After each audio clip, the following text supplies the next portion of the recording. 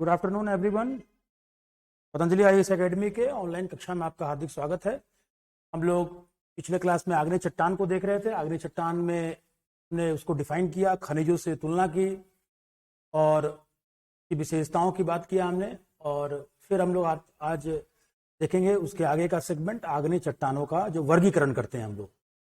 तो वर्गीकरण के भी 3 आधार हैं, कल हम लोग देखे थे इस नाम को। एक उत्पत्ति के आधार पर, एक कणों के आधार पर और एक रासायनिक संरचना के आधार पर। जिसमें से हम लोग उत्पत्ति के आधार पर देखे तो उत्पत्ति के आधार पर आग्नेय चट्टानों को 2 रूपों में हमने बांटा। एक, जब मैग्मा धरातल के ऊपर आकर जमता है तो उसको हम लोग बहिर्जात कह देते हैं, बाहर जमा है आकर वो, तो बहिर्जात। और एक जो है वो अंतर्जात, जो कि धरातल के नीचे विभिन्न नसों में, विभिन्न दरारों में, संधियों में जाकर जमा होते हैं और ठंडे होते हैं। तो उससे निर्मित होने वाले चट्टान जो है, आग्नेय चट्टान जो है, उसको हम लोग अंतर्जात आग्नेय चट्टान कहते हैं। और इन अंतर्जात आग्नेय चट्टान को भी 2 भागों में डिवाइड किया गया है। एक पातालीय मतलब कि जो ज्यादा गहराई में है आपके, और ज्यादा गहराई में अगर जमेंगे तो स्वाभाविक है कि वो उनके ठंडे होने की दर जो है वो बहुत धीमी होगी। और ठंडे होने की दर बहुत धीमी होगी तो उसमें रबों का बेहतर विकास होगा, और रबों का बेहतर विकास होगा तो ये अन्य चट्टानों की तुलना में, या जो ऊपर जमे हैं उनकी तुलना में, ये ज्यादा मजबूत होंगे। और इसका सबसे बेहतर एग्जाम्पल है ग्रेनाइट, जिसको हम लोग पातालीय आग्नेय चट्टान भी कहते हैं या प्लूटोनिक भी कहते हैं। तो प्लूटोनिक नाम भी साथ में याद रखिएगा, क्योंकि कई बार देवनागरी लिपि में प्लूटोनिक भी दिखेगा। और दूसरा, इसी में अंतर्जात आग्नेय चट्टान का प्रकार में देखे थे हम लोग हाइपोबेसिकल, यानी कि मध्यवर्ती आग्नेय चट्टान। और मध्यवर्ती आग्नेय चट्टान कौन होते हैं? जो कि धरातल यानी कि जो क्रस्ट का जो ऊपरी भाग है उससे थोड़ा नीचे, जिनका जमाव होता है। स्वाभाविक है किसमें जमाव होगा? किसी दरार में, किसी भ्रंश में, किसी संधियों में, ऐसे में घुसकर वो जब जमा होते हैं, और जमा हो जाने से, किसके? मैग्मा के जमा होने से अलग अलग रूप बन जाते हैं, और उन्हीं रूपों को कई नामों से जाना जाता है। तो इसलिए कभी भी ये ऐसा मत समझिएगा कि बैथोलिथ, लैकोलिथ जैसे जो नाम आएंगे आपके, ये आग्नेय चट्टानों के प्रकार में है, बल्कि ये क्या है आपके? ये आग्नेय चट्टानों के विभिन्न रूप हैं, और जो कि धरातल के नीचे पाए जाते हैं। आइए वहीं से हम लोग शुरुआत करते हैं, क्योंकि कल तक यहां हम लोग पढ़े थे।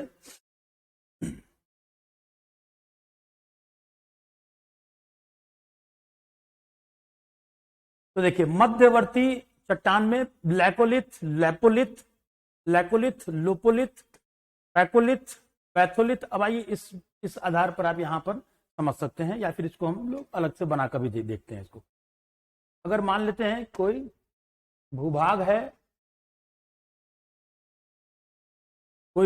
है, आपका, और इस भूभाग में किसी जगह पर कुछ सबसे बड़ी संरचना के रूप में अगर मैग्मा, अब कहीं से मैग्मा निकली है ना, मान लेते हैं कहीं से मैग्मा निकली, और कुछ इस रूप में इस मैग्मा का बिछाव हो गया, इस रूप में मैग्मा का बिछाव हो गया।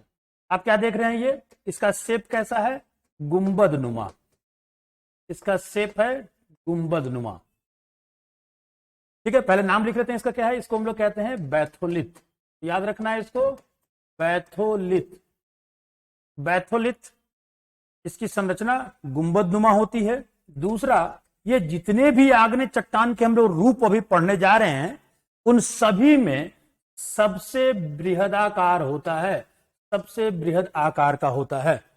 ठीक है, इसके बाद हम देखेंगे, अब स्वाभाविक है कि किसी भी धरातल के नीचे अगर इस प्रकार के बैथोलिथ पाए जाएंगे तो उस स्थल का क्या हो जाएगा? स्थिरता बढ़ जाएगा। इसको यूं समझिए कि आप मकान बनाते हैं, और मकान में नींव कितनी बेहतर तरीके से डालते हैं, उससे निर्धारित होता है कि वो मकान का टिकाऊपन कितना ज्यादा होगा। तो सेम एज इट इज यहां पर भी है कि अगर मान लेते हैं कि रांची है, और रांची के पठार के नीचे ऐसी खूब बड़ी सी बैथोलिथ की संरचना नीचे है, और उसके ऊपर रांची का पठार है, तो स्वाभाविक है कि ये वाला हिस्सा जो है रांची का, ये स्थिर होगा अपने उन क्षेत्रों की तुलना में जहां पर नीचे ऐसे बड़े बड़े बैथोलिथ नहीं पाए जाते हैं। तो स्थिरता बन जाती है। और रांची का उदाहरण मैंने इसलिए लिया कि रांची पठार के नीचे भी एक बहुत विशाल बैथोलिथ है, जिसको हम लोग रांची बैथोलिथ ही कहते हैं। और इसी कारण आप देखिएगा कि झारखंड का जब हम लोग भूगर्भिक संरचना पढ़ेंगे तो उस संरचना में, या झारखंड का भूकंपीय क्षेत्र का जब अध्ययन करेंगे तो उस अध्ययन में भी हम लोग पढ़ते हैं क्या है कि रांची का जो इलाका है वो सबसे कम भूकंपीय जोन में आता है। तो उसके पीछे का कारण में एक ये कारण भी है, ये बैथोलिथ भी है, जो रांची पठार को कंपैरेटिवली अपने आसपास के पठारी संरचनाओं से ज्यादा अस्थायी और स्थिर बनाते हैं। तो ठीक है, तो बैथोलिथ का उपयोग आपने मतलब कि उदाहरण देख लिया, गुंबदनुमा बृहद होते हैं और ये किसी भूभाग पर तो स्थिरता उनकी पाई जाती है। अच्छा, ये बात भी है, जरूरी नहीं है कि बैथोलिथ कोई एक ही शेप एंड साइज का हो। बैथोलिथ हो सकता है कि 200 किलोमीटर लंबा एक बड़ा चट्टान हो नीचे, हो सकता है 50 किलोमीटर लंबा चट्टान हो आपका, हाँ 5-10 किलोमीटर नहीं होगा क्योंकि वो छोटे होते हैं वो। तो लगभग आपका इस रेंज में बड़े बड़े चट्टानी संरचना आपकी पाई जाती है, जिसका ऊपरी भाग यानी कि ये वाला भाग क्या होगा, थोड़ा नुकीला होगा और आधार जो होगा वो चौड़ा होगा। ऐसी आकृति बैथोलिथ कहलाती है। ठीक है, अब आइए इसके बाद हम लोग दूसरा देखते हैं क्या है। देखिए देखिए नीचे भी आपको यहाँ क्या दिख रहा है, आपको देख रहे हो कि बैथोलिथ काफी बड़ी संरचना के रूप में है यहाँ। अब आइए इसके बाद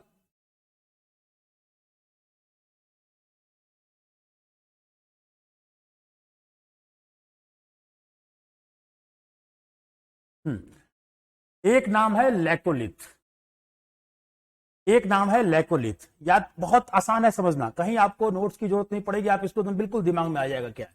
लैकोलिथ का मतलब ये होता है, मान लेते हैं कि किसी भूभाग पर आपका क्या है आपका, या हो सकता है कि यहां पर हो या हो सकता है कि यहां पर हो, कोई ऐसा जोन जहां पर क्या है आपका, जहां पर अवसादी चट्टान है। कौन सा चट्टान है, जहां पर अवसादी चट्टान है, जहां पर अवसादी चट्टान है तो कमजोर होंगे, स्वाभाविक है। अभी हम लोग पढ़े नहीं है मगर फिर भी आपको ये ज्ञान होगा कि अवसादी चट्टान कंपेरेटिवली कम मजबूत होती है आग्नेय के।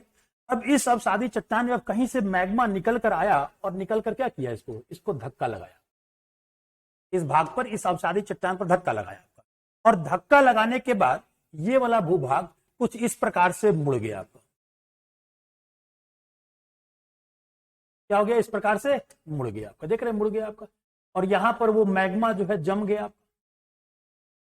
ये मैग्मा जम गया आपका। तो ये जो शेप बन गया आपका, ये जो शेप बन गया, इसी को क्या कहेंगे हम लोग, लैकोलिथ कहेंगे।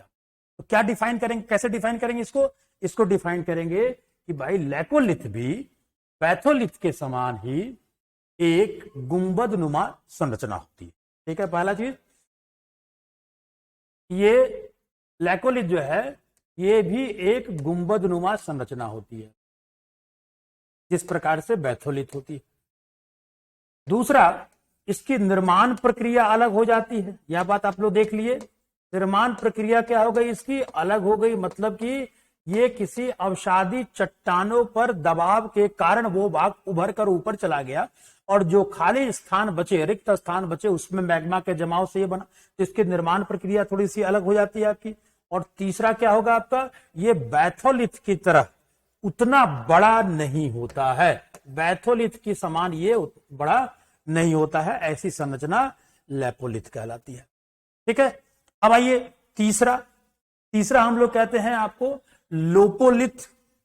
नाम जरूर थोड़े बहुत आएंगे इस ढंग से मगर याद करना आसान है। लोपोलिथ, तो लैकोलिथ लोपोलिथ में कंफ्यूज नहीं होना है। लैकोलिथ मतलब अवसादी चट्टान वाला से ध्यान रखना है। और लोपोलिथ मतलब क्या होता है कि लोपोलिथ की स्थिति ये होती है कि जब ऐसी स्थिति बन जाए कि जब कुछ तस्तरी नुमा यानी कि कोई गर्त नुमा भाग बन जाए आपका धरातल के नीचे, और उस गर्त में अगर मैग्मा का जमाव हो जाता है, तो यहां क्या देख रहे हैं, गुंबद उल्टा हो जाए तो, यानी कि ऊपरी भाग जो है ये चौड़ा हो जाए काफी और इधर की ओर थोड़ा सा क्या नुकीला रहे, इस प्रकार की संरचना कहलाएगी लोपोलिथ। तो इस प्रकार की संरचना लोपोलिथ कहलाए। अब आइए एक और नाम, जिसको हम लोग कहते हैं पैकोलिथ। फैकोलिथ मतलब क्या होता है? तो पहला चीज यहां ध्यान रखना है कि फैकोलिथ जो है ये खासकर कहां पाए जाएंगे? फैकोलिथ पाए जाएंगे अपनतियों में या अभिनतियों में। बहुत साधारण संदर्भ है ये समझना।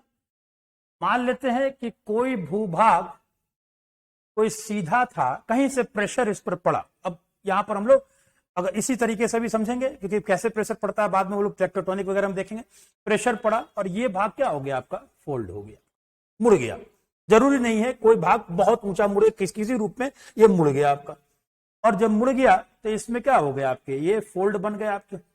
अब जब फोल्ड बन गया तब ऐसी स्थिति में जब मैग्मा इनके अपनतियों, जैसे देख रहे हैं ये ऊपरी भाग ये कोना पर जाकर जमा हो गया, या अभिनतियों इस प्रकार से चीजों पर आकर जमा हो गया आपका, अपनतियों ऐसे जमा हो गया आपका, नीचे वाले पार्ट पर जमा हो गया। यानी कि क्या कह सकते हैं इसको? जब मैग्मा का किस रूप में जमाव हो जाए? लहरदार रूप में जमा हो जाए। और जनरली कहां पर इस प्रकार की जमाव पाई जाती है? ये जमाव पाई जाती है अपनतियों और अभिनतियों में। तो ठीक है, ये हो गया आपका फैकोलिथ, ये ध्यान रखना है आपका। अब आइए अगले संदर्भ पे चलते हैं हम लोग।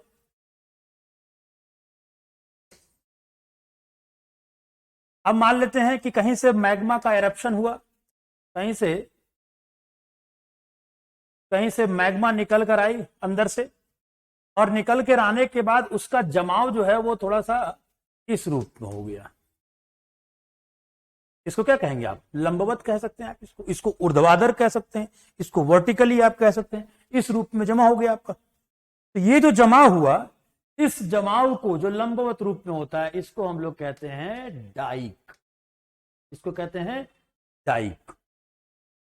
और यही जमाव जो है वो क्षैतिज रूप में हो गया। यही जमाव कैसा हो गया आपका? क्षैतिज रूप में हो गया इस ढंग से। तो इसको हम लोग कहेंगे सील। इसको कहेंगे हम लोग सील। और यही सील बहुत पतली जमाव हो, बहुत पतली जमाव हो मगर क्षैतिज हो, बहुत पतली जमाव मगर क्षैतिज रूप में हो, तो इसी सील को हम लोग क्या कह देते हैं? इसी सील को हम लोग सीट कह देते हैं। तो यही आपके 5-7 नाम हैं: batholith, laccolith, lopolith, phacolith, sill, dyke. अब कई बार ऐसा भी हो सकता है, जरा इमेजिन कीजिए यहां पर, जैसे कि हमने यहां पर डाइक बनाया है आपका, ऐसा भी हो सकता है कि ऊपरी भाग जो ये देख रहे हैं ये भाग अपर्दित हो जाए, हट जाए यहां वाला भाग, और कुछ भाग क्या हो सकता है आपका? ऊपर की ओर निकल जाए आपका। तो डाइक जो है वो क्या होता है? कई बार ऊपर की ओर निकल जाता है आपका। तो देखने में ऐसा लगता है कि कोई पहाड़ या छोटा मोटा कुछ टीला है आपका, मगर वो क्या है? उसकी जड़ें काफी गहरी हैं और वो उस डाइक का पार्ट था जो आसपास से चीजें क्या हो गई हैं उसकी, वो अपर्दित हो चुकी हैं। देखते हैं जरा सा इसमें हम लोग, अगर 1 मिनट।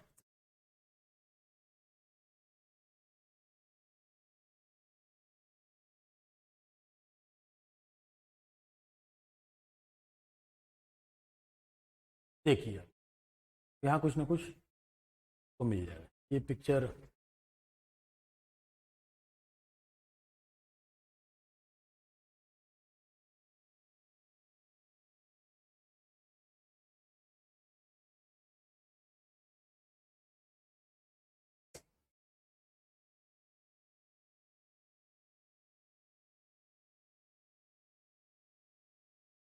ये आपको दिख रहा है जो, मतलब बहुत क्लियर नहीं है क्या? एक बार देख कर बताइए।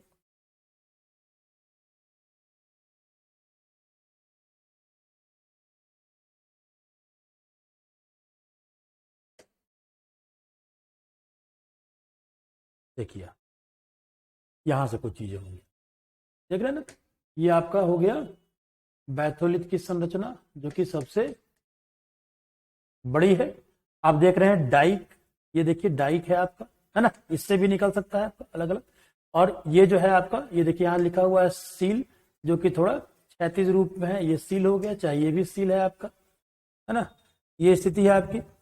लैकोलिथ आप देख रहे हैं, क्या बताए थे लैकोलिथ में कि जब अवसादी चट्टान जो है वो क्या होते हैं आपका, जब उनका अवसादी चट्टानों का जब प्रेशर पड़ता है तो देखिए यहां से वॉल्केनिक कंडीशन बनी और ऊपर धक्का लगाया और ये बन गया आपका, ये हो गया आपका लैकोलिथ। ठीक है ना, ये सारे नाम है जिसको आपको याद रखने हैं। तो आइए जरा सा हम लोग इसमें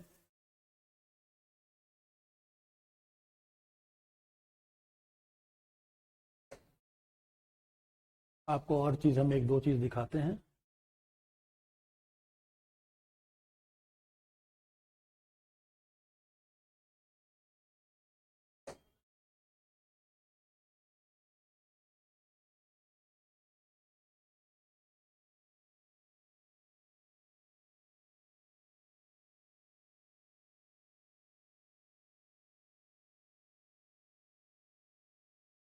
ये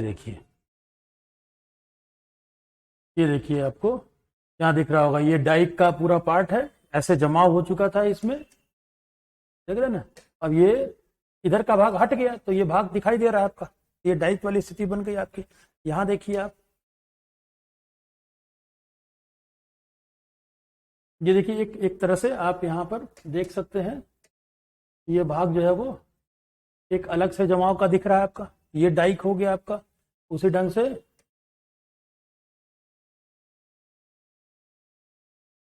आप कई तमाम एग्जाम्पल है जिसको आप देख सकते हैं। चलिए यहाँ ये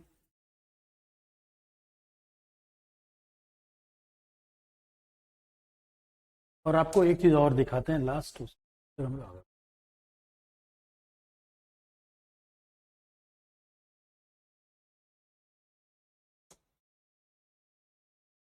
देखिए कई बार क्या होता है, ये भाग क्या है आपका, देखिए बैथोलिथ का पार्ट है, ये कभी अंदर हुआ करता था, है ना। अगल बगल की चीजें क्या हो गई आपकी, इरोजन हो गई आपकी, और ये भाग जो है वो खड़ा सा दिखाई दे रहा है आपका। ये बाहर भी निकल सकता है आपका, हाँ बना जब जब होगा तो ये अंदर की तरफ इसका निर्माण हुआ होगा आपका।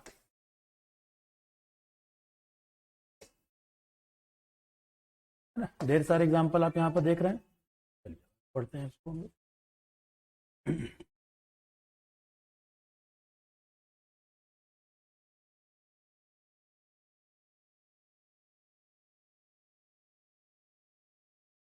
ठीक है, सील और सीट जरूर याद रखिएगा, दोनों एक दूसरे से जुड़ा हुआ चीज है। देखिए यहाँ पर भी आपको डाइक दिख रहा है, डाइक ये भी हो सकता है। अच्छा एक चीज और भी ध्यान रखना है आपको, मान लेते हैं कि कहीं अगर ज्वालामुखी है ना, ये ज्वालामुखी है तो इसकी एक अपनी एक ज्वालामुखी पाइप होगी आपकी।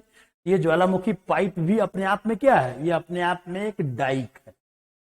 अगर सपोज कीजिए कि ये ज्वालामुखी जो है ये अब मृत हो चुका है, अब इसमें से लावा नहीं निकलेंगे आपका, तो अब ये क्या हो जाएगा, अब ये धीरे धीरे ज्वालामुखी का भाग इरोजन होगा आपका, ऊपरी भाग कट कट के अलग होंगे आपका। जैसे कि इसको हम जैसे कि मान लेते हैं कि ये भाग अब कुछ कट कट के भाग कुछ यहां तक रह गया आपका, ये भाग ऊपर की तरफ दिखने लगा, तो ये वाला पार्ट भी एक तरह से डाइक का ही रूप होगा। ठीक,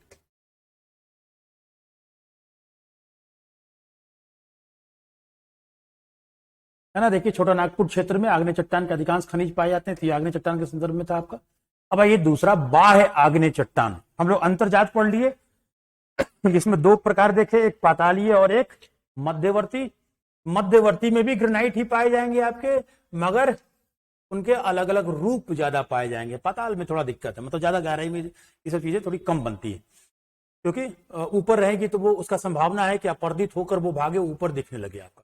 तो बाह्य आग्नेय चट्टान क्या हो गया, वही सिंपल सा मतलब कि ज्वालामुखी का मैग्मा जब ऊपर की तरफ आ गया, तरल एवं तप्त मैग्मा धरातल के ऊपर आकर जमकर ठोस होकर चट्टान का रूप धारण कर लेती है, तो इस प्रकार से निर्मित सैल जो है वो क्या कहलाएगा आपका, बाह्य आग्नेय चट्टान कहलाएगा। क्योंकि बाहर आने के बाद वायुमंडल के संपर्क में आने से लावा क्या होता है, शीघ्र जम जाता है, अतः रबों की बनावट पूर्ण नहीं हो पाती है। ठीक है ना। ये आज की बात कर रहे हैं, उस समय की नहीं जब वायुमंडल भी गर्म था। आज बहुत जल्दी ठंडी हो जाएगी तो रवे विकसित नहीं हो पाएंगे। इसका सबसे बेहतर एग्जांपल क्या है आपका, बेसाल्ट। याद रखना है इसको, बेसाल्ट नाम को। इस प्रकार की शैल की प्रमुख उदाहरण है। इस चट्टान को भी पुनः क्या करते हैं हम लोग, दो रूपों में बांटते हैं। जैसे उसको भी हम बांटे थे पातालीय और मध्यवर्ती में, वैसे बाह्य आग्नेय चट्टानों को भी दो रूपों में बांटा जाता है आपका। बड़ा सिंपल है, समझते चलेंगे इसको। पहला क्या है आपका, विस्फोटक उद्गार से निर्मित। दो तरीके देखिए, हम लोग जब ज्वालामुखी पढ़ेंगे तो उस समय इसकी चर्चा हम लोग करेंगे, मगर आज भी आप थोड़ा सा उसको हम लोग हल्का टर्म देखते हैं। क्या है आपका, ये आप सभी परिचित होंगे इस चीज से कि ज्वालामुखी जो है, पृथ्वी पर ज्वालामुखी जो है वो दो रूपों में दिखाई देता है। एक जिसको हम लोग कहते हैं सेंट्रल एरप्शन, केंद्रीय उद्भेदन से निकलने वाले ज्वालामुखी। एक होता है आपका दरारी यानी कि फिशर एरप्शन, यानी कि ये दरारों से निकलने वाले मैग्मा। सेंट्रल एरप्शन कब होता है, जब ज्वालामुखी जो है वो किसी एक पाइप के माध्यम से, यानी कि एक छोटी सी जगह के माध्यम से लावा का उद्गार हुआ आपका। तो लावा का उद्गार जब हुआ तो इसको हम लोग क्या कहेंगे, किसी केंद्रीय स्थल से आपका एक पतली सी नली या पाइप से हुई, तो इसको कहते हैं केंद्रीय उद्भेदन से बनने वाला। और एक दरारी उद्भेदन मतलब कि एक भूभाग जो है वो पूरा भाग था, यहां से क्या हो गया आपका भाग इधर की तरफ निकल गया या भ्रंश बन गए, और ये इसमें दरारें या फटन आ गई आपकी, और मैग्मा जो है वो क्या हो गया, यहां से निकल गया आपका। एक दरारों से निकलती है और एक केंद्रीय उद्भेदन से निकलती है। स्वाभाविक रूप से जब दरार बनेंगे तो ज्यादा जगह मिलेगी, तो ज्यादा जगह मिलेगी तो मैग्मा आसानी से बाहर की तरफ क्या होगा आपका, निकल कर बिछेगा आपका। इसको जगह ज्यादा मिलेगा आपका फैलने का आपका। और यहां पर क्या होगा आपका, केंद्रीय उद्भेदन वाले में इसको इस पूरे पाइप में, जैसे कि मान लेते हैं कि कहीं पर कोई ज्वालामुखी है और वहां ज्वालामुखी का विस्फोट हुआ, और विस्फोट होने के बाद दूसरा विस्फोट जो है वो 100 सालों के बाद हुआ। तो ये 100 सालों में इसके नली में जो ये मैग्मा है वो इतनी ठोस हो जाएगी कि अगली बार जब ज्वालामुखी का उद्गार होगा इस जगह से, तो इस पूरे भूभाग को, इस पूरे पार्ट को क्या करेगा, वो तोड़ेगा, तभी जाकर वो निकल सकता है। हो सकता है कि वो पूरा भाग ना तोड़ पाए, यहीं तक तोड़ पाया। तो तोड़ेगा तो भूकंप वगैरह भी आएगी, मगर यहां पर हम लोग भूकंप नहीं देख रहे हैं। ये पूरा भाग जब इसका या जमा हुआ भाग जब बाहर की तरफ निकलेगा तो कई विखंडित पदार्थ चारों तरफ काफी ऊंचाई तक क्या हो जाएंगे आपके, निकलेंगे, और अगल बगल जहां जहां गिरे वहां वहां क्या होगा, उनका जमाव पाया जाएगा। ये हो गया एक केंद्रीय उद्भेदन से। इसी केंद्रीय उद्भेदन को क्या नाम दे दिया गया है, इसी को नाम दे दिया गया है विस्फोटक प्रकार के। क्या नाम दे दिया गया है, विस्फोटक प्रकार के, क्योंकि इस प्रकार के मैग्मा हमेशा अपने पहले जमे हुए मैग्मा को तोड़कर बाहर निकलती है, तो बहुत ज्यादा आवाज होता है, भूकंप आने की संभावना होती है, इसलिए विस्फोटक हो गया आपका। और एक दरारी उद्भेदन, मतलब इसको आप क्या कर सकते, दरारी उद्भेदन को शांत प्रकृति के ज्वालामुखी, शांत प्रकार के ज्वालामुखी, ये हो गए दरारी उद्भेदन। इसी संदर्भ को हम लोग देखते हैं आगे क्या है, विस्फोटक उद्गार। जब ज्वालामुखी का उद्गार काफी तीव्र गति से होता है तो विभिन्न आकार एवं प्रकार के पदार्थ बड़ी ऊंचाई तक ऊपर उछाल दिए जाते हैं। बाद में इनका जमाव सतह पर होता है, तो चट्टानों के जो बड़े बड़े टुकड़े होते हैं उसको क्या कहते हैं हम लोग, याद रखिएगा इस नाम को। इस विखंडित पदार्थ में जो चट्टानों के टुकड़े होते हैं उसको बम कहते हैं। तो याद रखना बड़ा आसान है, क्योंकि बम का भी कॉन्सेप्ट कुछ ऐसा ही होता है। अगर हम लोग नॉर्मल अगर देखें, बम जिसको हम लोग के दिमाग में पहला ख्याल आता है वो भी एक प्रकार का विस्फोटक ही होता है ना, उससे नुकसान होती है। तो ये भी अगर आसपास कोई गांव है, कोई व्यक्ति घूम रहा है या कुछ ऐसा बसावट है वहां पर, तो ये नुकसान करेगा, तो इसको भी हम लोग बम कहते हैं। अगर थोड़े छोटे आकार के, छोटे मतलब कि मटर के दाने, चने के दाने की तरह, तो उसको क्या कह दिया जाता है, लैपिली। तो मटर के दाने, चने के दाने से अंदाज आप लगा लिए होंगे कितना छोटा है आपका, इसको क्या कह देते हैं हम लोग, लैपिली कह देते हैं आपका। और बहुत ही महीन होंगे, एकदम धूल हो गया एकदम, तो उसको क्या कह देंगे, ज्वालामुखी धूल कहते हैं। तो ये सभी क्या है, विखंडित पदार्थों के अलग अलग प्रकार हो गए। जब बारीक पदार्थों का जमाव जल में हो जाता है, ये जितने भी ज्वालामुखी धूल वगैरह निकले जल में जमा होंगे तो वो क्या हो जाएंगे, वो चिपचिपे हो जाएंगे। उस प्रकार की चीजों को क्या कहते हैं हम लोग, टफ कहते हैं आपका। और जब बड़े और छोटे कणों का मिश्रण पाया जाता हो, बड़े भी निकल रहे हैं छोटे भी निकल रहे हैं, एक मिश्रण है, तो उसको हम लोग क्या कहते हैं, ब्रेसिया या आंग्लोमरेट। ये सभी नाम है जिसको स्वभावतः आपको याद करने पड़ेंगे। बम, बहुत बड़े टुकड़े बम कहलाएं। लैपली, लगभग आपके मटर के दाने के आकार का आपका मिक्स है तो ब्रेसिया या आंग्लोमरेट। और ये जब ज्वालामुखी धूल और ऐसे बहुत ही महीन कण जो है निकलते हैं, वो जल में जमा होते हैं, जो चिपचिपे रूप में जो बन जाता है, इसको हम लोग क्या कहते हैं, टफ कहते हैं। ये बिल्कुल आपको स्मरण में रखना है। तो जहां कहीं भी ज्वालामुखी इस प्रकार से विस्फोटक प्रकार से आ रही है, वहां पर ऐसी चीजें आपको देखने को मिलेंगी। अब आइए दूसरा, शांत उद्गार से निर्मित। ये बात आप समझ रहे हैं, दरारों से जो हो रहा है आपका। तो जब छोटे छोटे सुरागों से मैग्मा धरातल पर शांत रूप में आकर फैलता है, तो इस प्रकार के प्रवाह को क्या कहते हैं, लावा प्रवाह कहते हैं। भाई सीधी सी बात है, धरातल है, अब यहां से क्या होगा, निकल निकल के, क्योंकि इसको बहुत ज्यादा फोर्स लगाने की आवश्यकता नहीं है, दोनों तरफ क्या हो रहा है आपका, जाकर ये जमा हो रहा है आपका, ये दोनों तरफ जो है वो जमा हो रहे हैं आपके, तो काफी दूर तक ये जमा हो गया आपका ये। तो ये लावा प्रवाह। अगर यही भाग इतना ऊंचा उठ गया, ज्यादा ऊंचा उठ गया, तो हम लोग क्या कहते हैं, इसको कहते हैं हम लोग लावा पठार, इसको कह देंगे लावा पठार। और जब ये बहुत ज्यादा ऊंचाई तक नहीं उठा है, तो इसको हम लोग कह देंगे लावा मैदान। या फिर यही पठार जो है धीरे धीरे अपर्दन से छोटा हो गया, तब भी ये किसमें कन्वर्ट हो सकता है, लावा मैदान में कन्वर्ट हो सकता है आपका। जैसे कि एक एग्जांपल देखते हैं हम लोग, जैसे कि एग्जांपल देखिए, तो आपका आपके यहाँ जो भारत का जो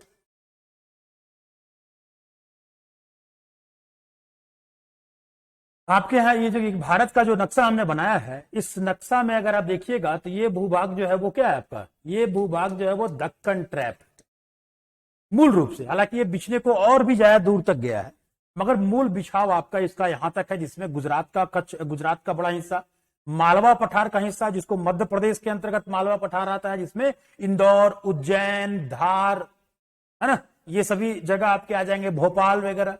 इसके बाद आपका महाराष्ट्र का इलाका है, इसके बाद आपका तेलंगाना का कुछ बेल्ट है, कुछ कर्नाटक के बेल्ट है, ये मूल रूप से बिछाव हैं, है ना। तो ये जो बेसाल्ट जो बिछाव हुआ है आपका दक्कन ट्रैप, इसको हम लोग कहते हैं, ये कब बना था आपका, ये बना था क्रिटेशियस काल में। क्योंकि इसके बाद जो आपका अगला चैप्टर होगा उसमें हम इन्हीं कालों को पढ़ेंगे। तो अभी आपको याद रखना है क्या, क्रिटेशियस काल के समय भारत के पश्चिमी भाग पर क्या बन गया था, एक बड़ा सा दरार बना, और इस दरार से क्या निकले, इस दरार से मैग्मा निकले। तो धरातल के ऊपर आता तो लावा कहते हैं हम लोग, और मैग्मा निकले। और जब ये मैग्मा निकला तो स्वाभाविक एक बार मैग्मा निकला होगा, उसके ऊपर फिर दोबारा आया होगा, उसके बाद तिबारा आया होगा, तो कई बार क्या हुआ होगा, इस तरह से बनी होगी। मगर आपको क्या बताए थे हम कि ये परतों में जमाव नहीं होता है, बल्कि क्या होता है, ये अब इतनी गर्म होती है कि सबको पिघलाकर ये इसके बीच की दरारें खत्म हो जाती हैं।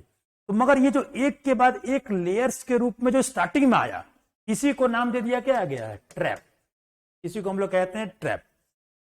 तो एक के बाद एक ट्रैप बिछते चले गए यहां पर, और ये जो ट्रैप बने दरारी विभेदन से, ये क्या हो गया, इसमें खूब दूर तक प्रवाह हुआ, बहुत दूर दूर तक ये भाग फैल कर गई। इवन कि आपके झारखंड का अगर हम देखेंगे यहाँ, तो झारखंड का जो ये जो मैप है, ये यहाँ के झारखंड के पाट क्षेत्र तक भी गया, यहां तक ये फैला, है ना, झारखंड के कुछ हिस्से तक भी ये फैलता है आपका, ये लावा आपका। तो पहला चीज ध्यान रखना है कि इस ढंग से लावा प्रवाह जो होते हैं वो दरारों से होते हैं। किस प्रकार का मैग्मा निकलता है, तो इसमें निकलता है बेसाल्टिक मैग्मा। बेसाल्टिक मतलब कि जिसमें लोहे के अंश ज्यादा होते हैं, और यही कारण है कि ये जब जमने के बाद इनका अपरदन होता है, तो इस क्षेत्र में कौन सी मिट्टी पाई जाती है, आपकी काली मिट्टी पाई जाती है। ठीक है, तो लगभग आपके प्रायद्वीपीय भारत के 5 लाख वर्ग किलोमीटर क्षेत्र में इस प्रकार के लावा का बिछाव हुआ। हालांकि 10 लाख था, परंतु इतना ही लगभग भूभाग आपका भारत का बीच में कहीं समुद्र में कटकर आपका गिर जाता है। ठीक है ना, धरातल के नीचे, इसलिए 5 लाख ही बचा है। तो 5 लाख हम लोग ध्यान रखते हैं। अभी याद रखिएगा, 2 प्रकार के हो गए, एक विस्फोटक जब केंद्रीय विभेदन से, शांत जबकि दरारी विभेदन से। और ज्यादा डेप्थ में हम लोग पढ़ेंगे इसको प्लेट टेक्टोनिक में, जब हम लोग विनाशात्मक प्लेट किनारा, रचनात्मक प्लेट किनारा और ऐसे तथ्यों को जानेंगे तब। ठीक है, अब दूसरा आते हैं जो हम लोग इतनी देर से चर्चा कर रहे थे, सिलिका वगैरह की मात्रा के आधार पर, उसी को कहते हैं। तो पहला क्या देखें अग्र चट्टान का वर्गीकरण में, उत्पत्ति के आधार पर, और दूसरा क्या देखेंगे हम इसमें, दूसरा देखेंगे रासायनिक संरचना के आधार। तो रासायनिक संरचना के आधार पर इसको कह दीजिए, या इसको आप सीधे इसको हेडिंग क्या डाल सकते हैं, सिलिका की मात्रा के आधार, मतलब संदर्भ सिलिका से हम इसको डिफाइन करें। ठीक है, क्या देखिए, तो सीधे आते हैं डायरेक्ट उस पर ही, एसिडिक या अम्ल प्रधान चट्टान, इसको आप कह सकते हैं एसिडिक या अम्लीय चट्टान। ठीक है ना। इसी को एक और नाम से भी आप जानेंगे, क्या कहते हैं इसको हम लोग, याद रखिएगा इस नाम को, इसको हम लोग कहते हैं फेल्सिक। क्या कहते हैं, फेल्सिक। तो जहां अम्लीय मतलब कि वो क्या हो गया आपका, फेल्सिक हो गया। अगर फेल्सिक किस संदर्भ में कह रहे हैं वो हम लोग आगे भी देखते हैं। तो देखिए, जब आग्नेय चट्टानों में सिलिका की मात्रा 65 से 85% होती है तो उस प्रकार के चट्टानों को हम लोग क्या कहते हैं, अम्ल प्रधान चट्टान कहते हैं। ठीक है, अब आइए इसके बाद इसमें आगे पढ़ते हैं कि क्यों फेल्सिक हम लोग कहें और इसका घनत्व वगैरह क्या है, या फिर और जो डाटा क्या है इससे रिलेटेड। तो दूसरा ध्यान क्या रखना है आपको कि ये जो अम्लीय चट्टान होते हैं इसका घनत्व लगभग ये होता है इन चट्टानों का। इसमें क्वार्ट्ज तथा सफेद एवं पीले रंग के क्या है आपके, फेल्सपार। तो आपको बताया भी था शुरुआत में कि फेल्सपार और क्वार्ट्ज क्या है, सिलिकेट समूह के खनिज हैं। तो स्वाभाविक है कि इसकी मात्रा यहां पर क्या होगी आपकी, ज्यादा पाई जाएगी इस खनिज की। तो इस बात को बिल्कुल ध्यान से याद कर लेना है इसको। परंतु क्या कम पाए जाएंगे, जब स्वाभाविक है कि जब 65 से 80% ये हो गया तो बाकी चीजें कम हो जाएंगी। तो लोहे, मैग्नीशियम वगैरह जो कि कलर डिसाइड करता है, उसका मजबूती डिसाइड करेगा, इसकी मात्रा कम होती है। इसके कारण इसका रंग पीला होता है, या जिसको आप कह सकते हैं इसका रंग क्या होता है, हल्का होता है, मतलब डार्क नहीं होता। और यही हल्का कलर होने के कारण, ध्यान सुनिएगा, यही हल्का कलर होने के कारण इसको क्या नाम दे दिया गया है, इसको नाम दे दिया गया है फेल्सिक, फेल्सिक चट्टान। ठीक है, ये चट्टान एक कड़ी होती हैं। अब आप आसानी से कोरिलेट कर सकते हैं कड़ी क्यों है, क्योंकि क्या ज्यादा है इसमें, सिलिका की मात्रा ज्यादा है। और सिलिका क्या है आपका, सिलिका एक बेहतर संयोजक तत्व है, एक बेहतर गोंद का भी काम कर रहा है, इसलिए वो आसानी से कणों को जोड़े रखेगा। और जब ये मजबूत होगा तो क्या नहीं होगा, इस पर अपर्दन जो है आसानी से नहीं हो पाएगा। आपको याद होगा क्या बताया था हमने, अपर्दन तो नहीं होगा, बहुत कम होगा, यानी कि अपक्षय की प्रक्रिया बहुत कम होगी। मगर अगर ये टूटता भी है तो इसमें सबसे ज्यादा भूमिका भौतिक अपक्षय की होगी। रासायनिक अपक्षय तो बहुत न के बराबर इस पर प्रभाव पड़ेगा, क्योंकि इसमें संधिया या जोड़ नहीं मिलेंगे जहां जल आसानी से प्रवेश कर सके। ठीक है, ये हो गया, चट्टानें कड़ी होती हैं, अपर्दन आसानी से संभव नहीं हो पाता है, अपक्षय तो होती है क्योंकि टूटना तो सबको है, आज नहीं कल, लंबा वक्त जरूर आप ले सकते हैं, मगर टूटेंगे भी तो भौतिक अपक्षय से ज्यादा रासायनिक अपक्षय का प्रभाव कम पड़ेगा। अब जहां एक बार आप टूटना शुरू हो गया तब तो रासायनिक वगैरह सब काम करना शुरू कर देता है, क्योंकि जल को आसानी से प्रवेश करने का मौका मिल जाता है। ये हो गया आपका, ये ध्यान रखना है। फिर इसका सबसे बेस्ट एग्जाम्पल कौन है, ग्रेनाइट। इसका सबसे बेस्ट एग्जाम्पल ग्रेनाइट चट्टान है, सबसे मजबूत चट्टान है। तो ग्रेनाइट एक क्या है, पातालीय चट्टान भी है, और ग्रेनाइट जो है वो मूल रूप से क्या है, एक आग्नेय चट्टान भी है। ग्रेनाइट क्या है, एक अम्लीय चट्टान भी है। अम्लीय है तो इसमें फेल्सपार और क्वार्ट्ज की बहुलता है, लोहे और मैग्नीशियम की कमी है, मजबूत है, अपर्दन से जल्दी प्रभावित नहीं होता है, लाखों करोड़ों साल तक ये टिके रहते हैं आपके। ठीक है, ये हो गया आपका अम्ल पदार्थ। अब आइए बेसिक, जिसको आप क्या नाम देंगे, बेसिक चट्टान को हम लोग कहेंगे, इसी को क्षारीय, इसी को कहेंगे हम लोग क्षारीय। और इसी को एक नाम क्या देंगे हम लोग, मैफिक, इसी को कहेंगे हम लोग मैफिक। ठीक है, जैसे उसको कहा फेल्सिक, याद है फेल्सिक क्यों बताए थे, रंगों के आधार पर, वैसे ही मैफिक को भी हम रंगों के आधार पर इसको डिफाइन करेंगे। और क्षारीय क्यों है, क्योंकि इसमें सिलिका की मात्रा 45 से 60% है। अम्लीय होने के लिए थोड़ा ज्यादा सिलिका की मात्रा जरूरत पड़ती, मगर उतना नहीं है, जिसके कारण इसको हम लोग बेसिक कह दिए। इसका घनत्व जो है, कणों के आकार थोड़े ज्यादा छोटे हो जाएंगे तो घनत्व भी बढ़ जाएगा आपका। ठीक है, और जब सिलिका कम हो गया तो किसकी मात्रा बढ़ गई, फेरो मतलब लोहा, मैग्नीशियम की मात्रा इसमें क्या हो गई आपकी, बढ़ गई। तो घट किसकी गई, फेल्सपार की घट गई, मतलब सिलिका का ही प्रधान, सिलिका समूह का ये खनिज है, तो फेरो मैग्नीशियम की प्रधानता पाई जाती है। तो इसमें लोहे की अधिकता के कारण इस चट्टानों का रंग क्या हो जाता है, गहरा हो जाता है। तो गहरा मतलब कि वही काली या काली भूरी, है ना, या भूरी, इस प्रकार की कलर हो जाती है आपकी। और इसका डार्क कलर होने के कारण इसको क्या नाम दे दिया गया है, मैफिक। ठीक है, तो कलर होने के कारण इसको मैफिक, उसको फेल्सिक। तो ये ध्यान रखना है आपको, बेसाल्टिक लावा। और ये बात आप सभी जान रहे हैं कि जब ये चट्टानें टूटेंगी आगे चलकर अपक्षय से, हवा, पानी और ऐसे बहिर्जायत कारकों से, तो इससे जो मिट्टी का निर्माण होगा वो क्या होगा, आपका काली मिट्टी बनेगी आपकी। हालांकि यहां पर हम लोग लैटराइट मिट्टी की चर्चा नहीं करेंगे, उलझेंगे आप अभी, इसलिए अभी केवल आप याद रखिए कि इससे क्या बन रहे हैं, काली मिट्टी। कहीं ना कहीं लेटराइट का भी इसी से ओरिजिनेशन होता है, मगर अभी काली मिट्टी को देख के चलना। अब आइए इसमें एग्जाम्पल में एकदम याद कर लीजिएगा इस लाइन, इसको तो एकदम याद रखना है आपको। बेसिक में बेसाल्ट, गैब्रो, डोलेराइट, है ना, ये नाम आपको याद रखने हैं कि ये सभी बेसिक हैं। और बेसाल्ट तो बिल्कुल नहीं भूलना है। ये हो गया आपका। अब स्वाभाविक है कि इसमें सिलिका की मात्रा कम है तो ये थोड़ी कमजोर होगी। दूसरी चीज क्या है आपका, कि जब कमजोर होगी तो इसमें अपक्षय का प्रभाव कंपैरेटिवली, अपेक्षाकृत क्या होगा आपका, ज्यादा पड़ेगा आपका। तो इस पर अपर्दन का प्रभाव क्या होता है आपका, शीघ्र पड़ता है, जल्दी टूटती हैं, फूट जाती हैं आपकी। इसके कारण इनका क्या है, वो विघटन और वियोजन दोनों हो जाता है आपका। याद है ना, विघटन किसमें कहते हैं हम, कि जब भौतिक अपक्षय से टूटता है तो चट्टानों को क्या कहेंगे, विघटन हो गया। और रासायनिक अपक्षय से जब टूटता है तो उसको कहते हैं वियोजन हो गया। तो ये दोनों प्रकार के प्रभाव से ये चट्टानें टूटेंगी आपकी। तो ये ही मेन रूप से यही दो हैं, मगर फिर भी इसको और भी सेगमेंट में बांटा गया। एक है मध्यवर्ती, बीच वाली स्थिति, जब आग्नेय शैल में सिलिका की मात्रा अम्लीय और क्षारीय चट्टानों के बीच की होती है, 55, 60, 58, 62, ऐसा जो स्थिति है आपका सिलिका की मात्रा आपकी, ठीक है ना, 65, इसको हम लोग मध्यवर्ती चट्टान के नाम से इसको हम लोग क्या कहते हैं, जानते हैं। और इसमें आपको क्या याद रखना है, डायोराइट और एंडेसाइट। अगर एग्जाम में डायोराइट या एंडेसाइट पूछा है कि ये किस प्रकार की चट्टान है, और नीचे ऑप्शन में रहा आपका अम्लीय और क्षारीय, तो आप इसको क्षारीय ही लगाइएगा, ठीक है ना। इसमें क्योंकि सिलिका की मात्रा बीच में है, यानी कि ज्यादा तो नहीं, ठीक है, कम भी नहीं है मगर ज्यादा भी नहीं, इसलिए इसको हम लोग अम्लीय प्रॉपर नहीं कहेंगे। अगर ऑप्शन में मध्यवर्ती रहा तब तो कोई बात ही नहीं है आपकी, अगर नहीं रहा तब भी इसको क्षारीय लगाइएगा। इसलिए एंडेसाइट और डायोराइट, अब ये दोनों नाम को आपको याद करने हैं, ट्रिक से अपने तरीके से इसको ध्यान देख कर याद कीजिएगा। यह मध्यवर्ती है जहां दोनों की बीच की स्थिति होती है।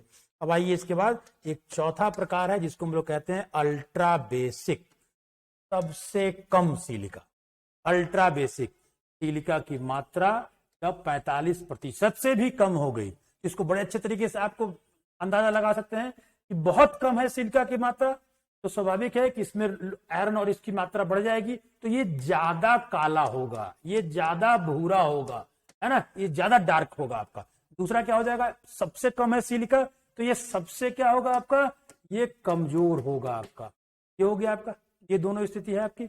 और इसकी जो घनत्व है वो सबसे ज्यादा होगी, तो आप देख रहे हैं घनत्व में भी आपका इसमें ज्यादा आपका, ठीक है। तो ये आपकी सिलिका की मात्रा 45% से भी कम होती है, ये घनत्व रहा। इसका एक एग्जाम्पल जिसको याद रखना है, इसको पेरिडोटाइट, ठीक है। हालांकि एग्जाम्पल तो और भी है, परंतु ये ज्यादा मात्रा में पाए जाते हैं इस प्रकार की चट्टानों में, तो पेरिडोटाइट को आपको इसमें स्मरण कर लेना है। तो यही आपका आग्नेय चट्टान के रासायनिक आधार पर विभाजन को हम लोग देखते हैं, ठीक है।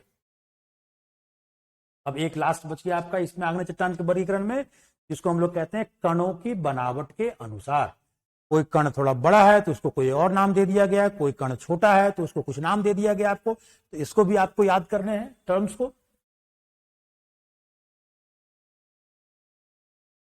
ना। आग्नेय चट्टानों के कणों की बनावट 3 बातों पर निर्भर करती है, पहले पढ़ चुके हैं मगर फिर भी देखते हैं। क्या निर्भर करती है कि भाई उत्पत्ति और उसके ठंडा होने का स्थान, कहां पर ठंडा हो रहा है, इस पर निर्धारित होगा। आपको पता है धरातल के ऊपर जल्दी ठंडा हुआ, रवे कम विकसित हुए, नीचे ज्यादा देर लगा, रवे आराम से विकसित हुए। तो एक तो इससे निर्धारित होगा कण कैसे होंगे आपके। लावा के ठंडे होने और ठोस होने की गति, ये दोनों एक दूसरे से कोरिलेट कर रहा है। दूसरा और तीसरा कि भाई मान लेते हैं कि धरातल के ऊपर भी मैग्मा आ गया, परंतु इस मैग्मा में क्या ज्यादा है, इस मैग्मा में जलवाष्प की मात्रा ज्यादा है, इस मैग्मा में गैस की मात्रा ज्यादा है। ठीक है, तो ये क्या करेगा, एनर्जी का एक बड़ा हिस्सा इसको एवोपरेट करने में लग जाएगा, इसलिए इस प्रकार के लावा को जमने में थोड़ा वक्त लग जाएगा।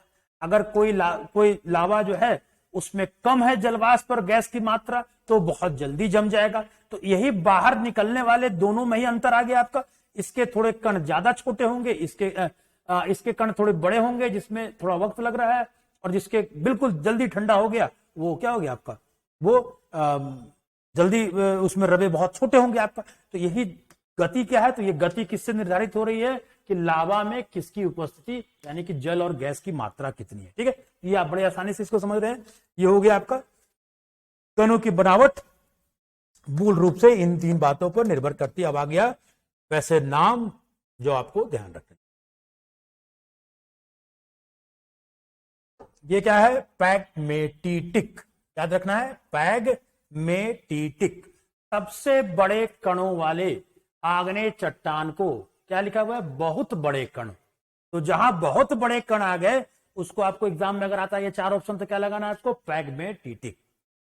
अगर बहुत बड़े नहीं है मगर बहुत बड़े नहीं, इससे भी बड़े मिलते हैं, तो उसको हम लोग क्या कहेंगे, फेनेरिटिक। जो कहेंगे हम लोग फेनेरिटिक। अब बारीक कण, छोटे बहुत कम बारीक, जिसमें आपको बेसाल्ट वगैरह आ जाएगा, ये दोनों में बेसाल्ट आ जाएंगे या एंडेसाइट आ जाएंगे, है ना। मतलब कि क्या हम देख रहे हैं कि जैसे जैसे ऊपर से नीचे की तरफ बढ़ रहे हैं, हम क्या बढ़ रहे हैं, अम्लीय चट्टान से किधर की तरफ बढ़ रहे हैं हम लोग, क्षारीय चट्टान की तरफ बढ़ रहे हैं। आप मेरा संदर्भ समझ गए होंगे क्या हम बताना चाह रहे हैं। ठीक है, तो अफेनिटिक क्या कहता है, जो कि बारीक होते हैं, मतलब कि ऊपर के दोनों के तुलना में इनके कणों का आकार ज्यादा छोटा होता है। और चौथा इसको कहते हैं ग्लासी, तुरंत ठंडा हो गया आपका, रवे बन ही नहीं पाए इसमें, ये कणों का क्या पाया जाता है, आपका अभाव पाया जाता है। तो इसलिए इसको हम लोग क्या नाम दे दिया गया है, ग्लासी, या इसको आप कणविहीन भी आग्नेय चट्टान कह सकते हैं। और एक और भी प्रकार है, यहां से यहां तक तो क्या आपको अब हो रहा है, कणों का आकार छोटा होता चला जा रहा है आपका। और एक जब हो जाएगा मिश्रित कणों वाले, बड़े भी हैं, छोटे भी हैं, महीन भी हैं, बारीक भी है, सभी प्रकार के मिक्स हैं, तो उसको हम लोग क्या कहेंगे, इसे आग्नेय चट्टान को पोरफायरिटिक। पोरफायरिटिक, ये आपके 5 नाम हैं जो बिल्कुल ध्यान रखने हैं। आप इसको अगर इस संदर्भ से कहीं पूछता है तो आपको इसके अलावा कोई और पार्ट नहीं होता है कणों को आधार पर। बस ये आपके 3 प्रकार हो गए आग्नेय चट्टानों के वर्गीकरण। अगर हम बात करेंगे तो एक उत्पत्ति के आधार पर, एक सिलिका की मात्रा के आधार पर, और एक कणों की बनावट और उसके आकार के आधार। ठीक है, और अब आते हैं आग्नेय शैल एवं स्थलाकृतियां। कुछ आग्नेय शैल से कुछ बड़ी विशिष्ट प्रकार की स्थलाकृतियां बन जाती है ना। जैसे कि आपको मैंने मैप दिखाया, आपको बैथोलित बाहर निकल गया, अजब टाइप का लगा। यहाँ से ट्रेन पकड़ के मुरी जा रहे हैं आप, रास्ते में आपको दिख गया अरे बड़ा सा गुंबद है, आप यहाँ चले जाते हैं कांके गुंबद, आपको लगता है ये पहाड़ है, पर परंतु पहाड़ नहीं बल्कि क्या है, वो कभी नीचे था, भाग ऊपर की ओर निकल गया आपका। टैगोर हिल से आप देखिएगा तो आपको बरियातू साइड में 3-4 ऐसे दिखेंगे, वो सभी क्या है आपके, वो सभी पहाड़ नहीं है, वो सभी पठारों के भाग नहीं है, वो सभी एक ही चट्टान हुआ करते थे। अब ये अलग बात है कि बाहर लाखों वर्षों से बाहर निकले हुए हैं, इन पर अपरदन के प्रभाव से क्या हो रहा है, इसमें टूटन फूटन हो रही है आपकी, बारिश के कारण, तापमान के कारण, है ना। इसी कारण वो टूट के कई अलग अलग चट्टानों में बदल गए हैं, दरारें बन गई हैं उसमें। मगर ये सभी क्या है आपके आग्नेय चट्टान को ही अलग अलग रूप है, इसको अलग अलग रूपों को ही कुछ नाम दे दिया गया है। जैसे एक्सफोलिएशन डोम, क्या है, एक्सफोलिएशन डोम, देख रहे हैं आप, एक्सफोलिएशन। ये एक्सफोलिएशन मतलब क्या होता है, देखिए बताते हैं।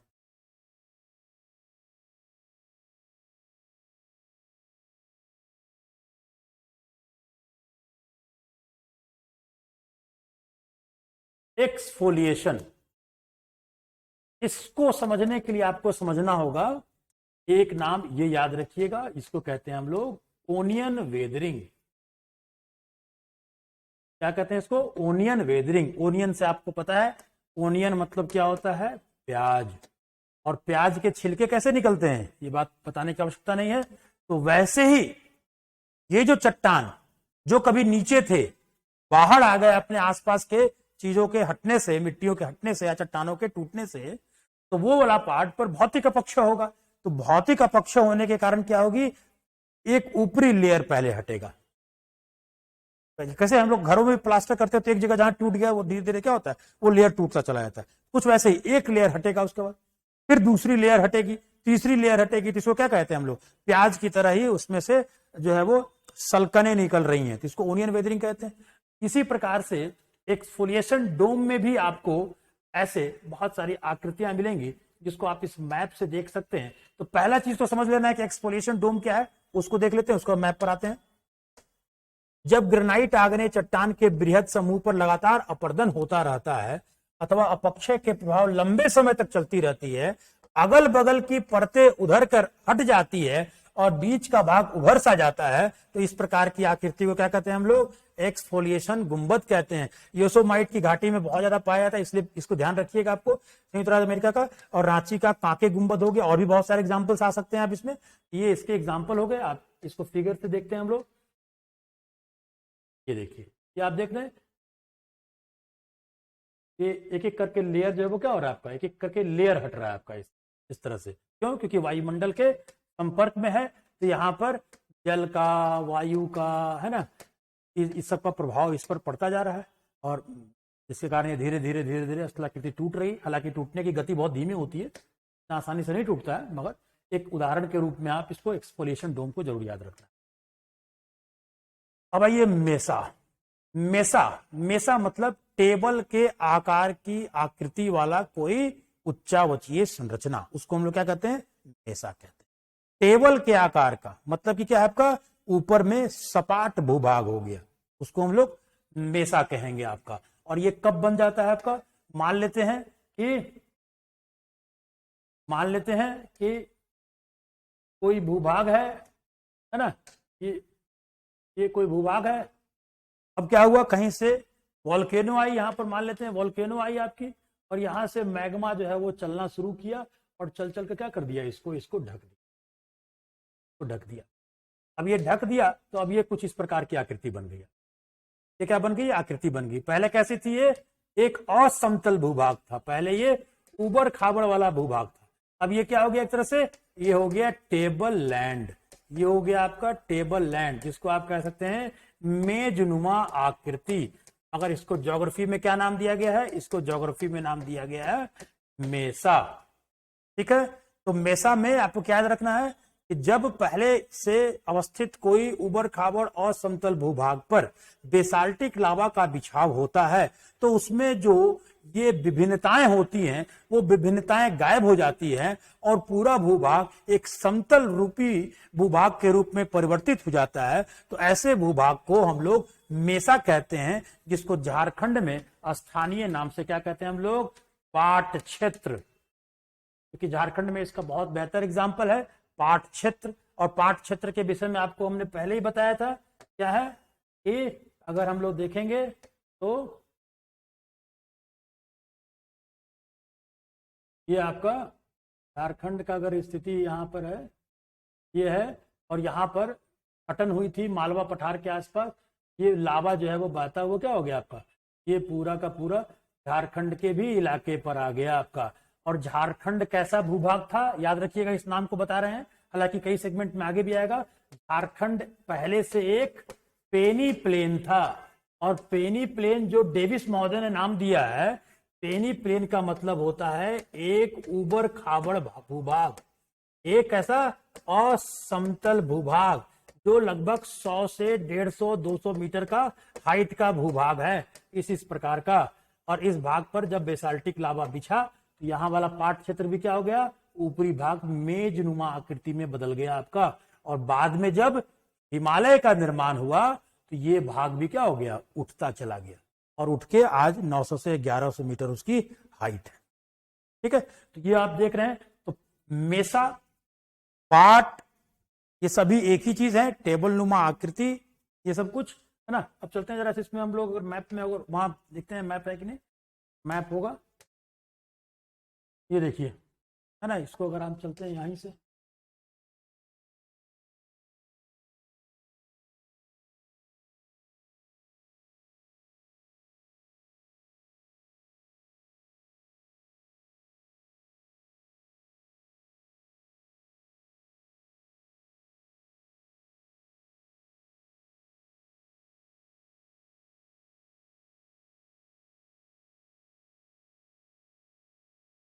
है,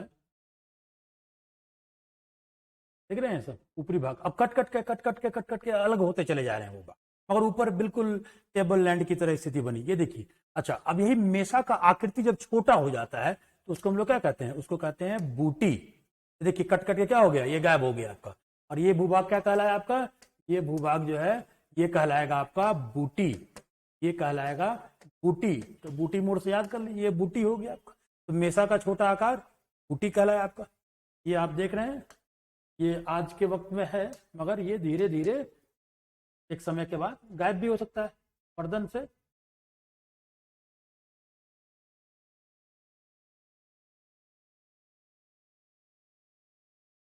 देख रहे हैं, ये सभी आकृतियां आपकी दी हुई है। देखिए आपको यहाँ पर भी है, तमाम आपके पास इट पर एक बार चारों ऐसी आकृतियां आपको अवेलेबल हो जाएंगी, ठीक है ना।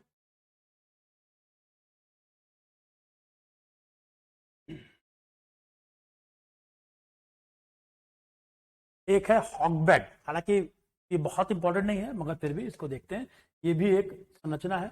जब परतदार कमजोर चट्टानों में लावा गुंबद का प्रवेश हो जाता है, याद कीजिए लैकोलिथ मतलब कि कोई अवसादी चट्टानों वाला क्षेत्र है, कोई अवसादी को हम लोग परतदार कहते हैं, और उसमें लावा गुंबद का मतलब कि लावा का प्रवेश हो गया तो गुंबद बन जाएगा ना, लावा जम जम जाएगा तो गुंबद टाइप हो गया, प्रवेश होता है तो अपर्दन के बाद मुलायम चट्टाने क्या हो जाएंगे, ऊपर से कट जाएंगे, और अपेक्षाकृत जो मजबूत चट्टाने हैं, अवरोधक चट्टाने जो हैं, वो क्या होगी आपकी संकरे एवं लंबे कटक में बदल जाती है आपकी।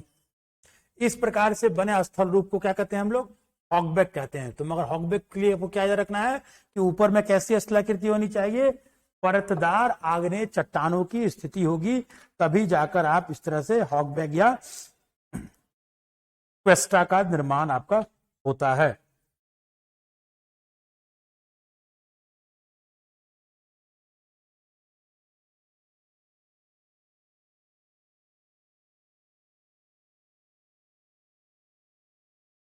ठीक है, ये हो गया आपका परतदार चट्टानों में जब ऊपरी भाग कट कर हट गया और ये लावा वाला भाग निकला हुआ रह गया तो इसको हम लोग हॉगबैग कहते हैं। इसके ढाल दोनों तरफ क्या हो जाएंगे, खड़े हो जाएंगे। कटाव पर हालांकि डिपेंड करता है, परंतु चूंकि किनारे के भाग कमजोर हैं, परतदार हैं, तो वो जल्दी कट के अलग हो जाएंगे, तो ढाल खड़े हो जाता है आपका। और उस प्रकार से जब ढाल बहुत खड़ा हो जाएगा, है ना, कोई भाग मान लीजिए कोई भाग निकला हुआ है ऐसे, अब यहाँ से लावा का पार्ट कोई निकल के ऐसे बन गया आपका, अब इधर का भाग कट के अलग हो गया, इधर का भाग कट कर अलग हो गया, तो कुछ इस प्रकार से आकृति हो जाएगी आपकी, प्रकार से आकृति हो जाएगी आपकी। और फिर ये धीरे धीरे कटता कटता क्या वो ढाल खड़े हो गए। तो ढाल खड़े हो गए तो इसको हम लोग कह देंगे क्वेस्टा। और जब ये ऊपरी लावा का भाग दिखने ही केवल लगा तो क्या कहलाया आपका, हॉगबैग। ठीक है ना।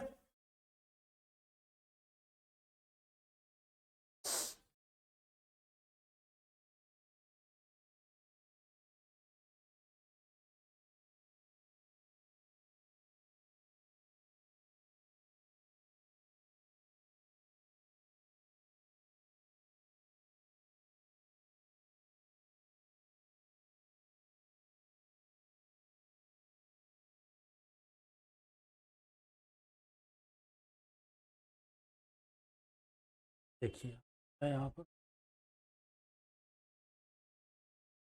कैसे ऊपरी भाग, चूंकि अब शादी का था, अब शादी होने के कारण जो भाग लावा का निकला,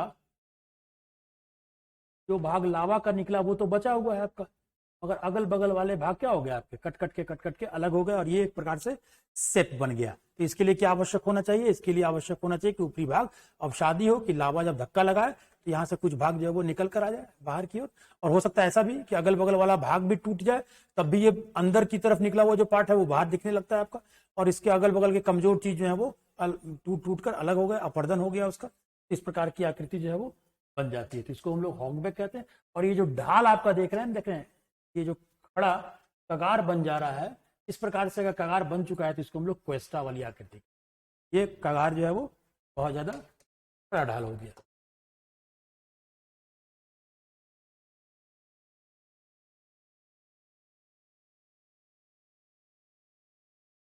ये सभी ये आपको ध्यान रखना है। ये आग्नेय चट्टान आपका खत्म हो गया। उम्मीद है इससे बाहर आपका कहीं से भी प्रश्न नहीं पूछेगा आग्नेय चट्टान से। अब हम लोग आते हैं इसमें अगले सेगमेंट में थोड़ा सा रिपील कर देते हैं, कल खत्म हो जाएगा आपका चट्टान, क्योंकि अवसादी और रूपांतरित चट्टानों का बहुत बड़ा सेगमेंट नहीं है, तो थोड़ा सा डिफाइन कर देते हैं और बाकी जो है वो कल करेंगे हम। आइए इसमें अवसादी चट्टान। अवसादी मतलब कि अवसादों के जमाव से बनने वाले चट्टान, ठीक है, अवसादों के जमाव से बनने वाले चट्टान। तो भाई पहला प्रश्न ये आएगा कि अवसाद हैं किसके? तो अवसाद किसके होंगे? या तो आग्नेय चट्टान के होंगे या तो रूपांतरित चट्टान के होंगे। इसको आप क्या कह सकते हैं कि जब आग्नेय या रूपांतरित चट्टान पर बाह्य कारकों से जब उसमें टूट फूट होती है और टूट फूट होने के बाद उसके जो टूटे हुए पदार्थ जो हैं वो निकलते हैं, जिसको हम लोग क्या कहते हैं? अवसाद कहते हैं। और ये अवसाद जो है इन्हीं बाह्य कारकों के द्वारा, जल हवा के द्वारा, जब किसी जलीय भाग में, याद रखिएगा जलीय भाग, जब किसी जलीय भाग में, और स्वाभाविक है कि जलीय भाग कैसा होना चाहिए? बहुत तेज रफ्तार में होगा तो लेके चला जाएगा। तो जलीय भूभाग जो है वो बहुत तेज नहीं होना चाहिए, स्थिर भूभाग हो तो और अच्छी बात है, स्थिर हो तो अच्छी बात है। तो किसी जलीय भाग में जब जमाव होता है, एक बार जमा हुआ, फिर जमा हुआ, फिर जमाव हुआ, बढ़ता गया जमाव, इसको क्या कह देंगे? परतों के रूप में जमाव होता चला गया आपका। और जैसे जैसे परत के रूप में जमाव होता जाएगा वैसे वैसे ऊपर से क्या होता जाएगा? प्रेशर बढ़ता चला जाएगा और क्या हो जाएगा? इसका संगठन मजबूत होने लगेगा, ये चट्टान का रूप लेने लगेगा।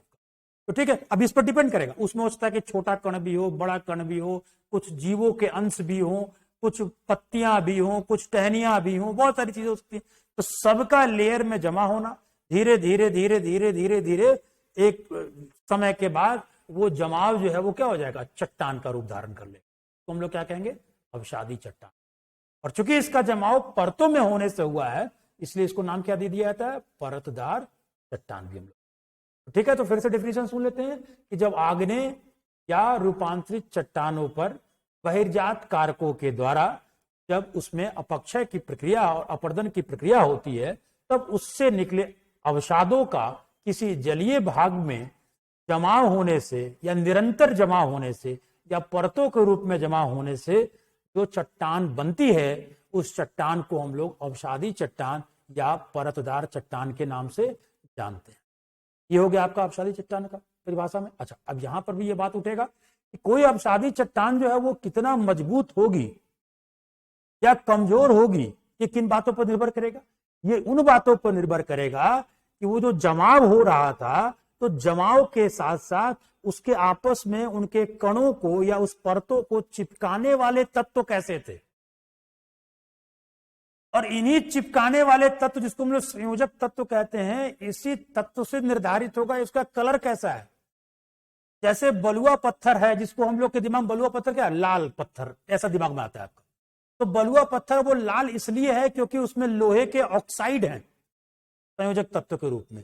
मगर बलुआ पत्थर कुछ थोड़ा सफेद रूप में भी होता है, थोड़ा हल्का कलर में भी होता है, तो मतलब कि उसमें कैल्शियम कार्बोनेट की मात्रा ज्यादा है, लोहा ऑक्साइड की मात्रा कम है, इसलिए वो लाल नहीं हुआ। तो वो क्या हो जाएगा आपका? थोड़ा सा हल्के कलर का हो जाएगा आपका। तो वो संयोजक तत्व निर्धारित कर रहे हैं कि वो कितने आपस में जुड़ेंगे भी और उसका कलर कैसा होगा। ये दोनों चीजें जो है वो इससे निर्धारित हो रही है। तो ये आपको ध्यान रखना। तो पहला हमको देख लिया अवसादी चट्टानों का निर्माण कैसे हो रहा है आपका। दूसरा हमको देख लिया कि इस कितना मजबूत होगा। ये पहला किस बात पर निर्भर करेगा कि उसमें संयोजक तत्व कितने हैं, और तीसरा इस बात पर भी निर्भर करेगा कि भाई उसको कितना तापमान और दबाव मिला है, कितना तापमान और दबाव मिला और कितना समय मिला है। मान लीजिए कि नदी किनारे खड़े हैं आप, कोई अवसादी चट्टानों के भी बनने के फॉर्मेशन में ही उसको उठाएंगे तो कुछ लेयर बने हुए हैं, हल्का सा फेंके टुकड़ा टुकड़ा अलग हो गया, तो इसका मतलब उसको समय नहीं मिला, उसको और ज्यादा समय। उसी को आप पत्थर को अगर कोई 200 साल के बाद उठाएगा तो क्या होगा? वो थोड़ा ज्यादा मजबूत हो जाएगा। तो समय कितना मिलता है ये बात पर भी निर्भर करता है आपका, और संयोजक तत्व कैसे हैं उस बात पर निर्भर करेगा आपका। तो आइए अब अवसादी चट्टानों को हम लोग देखते हैं यहाँ।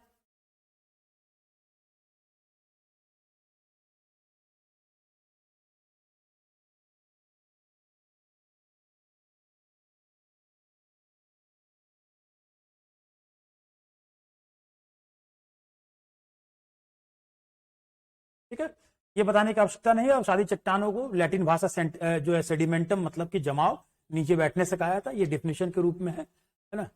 और टूट फूट से प्राप्त मलबा के जल में जमा होता रहता है, जिसके कारण भार बढ़ता जाता है। बढ़ते भार के कारण विभिन्न परतें संगठित होने लगती है और अंत में अवसादी या परतदार चट्टान की रचना पूर्ण होती है। इस चट्टान की रचना के लिए आवश्यक पदार्थ प्राचीन चट्टानों के, तो प्राचीन कौन हो गया, आग्नेय या रूपांतरित, के टूट फूट तथा विघटन एवं वियोजन, चाहे किसी रूप में हो, भौतिक रूप में विघटन होकर वो अवसाद मिला हो या रासायनिक अपक्षय से वो अवसाद मिला हो, तो किसी रूप में हो, उसके अवसादों के क्रमबद्ध जमा होने से बनता है। अब इनकी विशेषताओं को देखते हैं। ठीक है, आग्नेय चट्टानों की तरह इनकी उतनी विशेषताएं नहीं है, मगर महत्वपूर्ण है।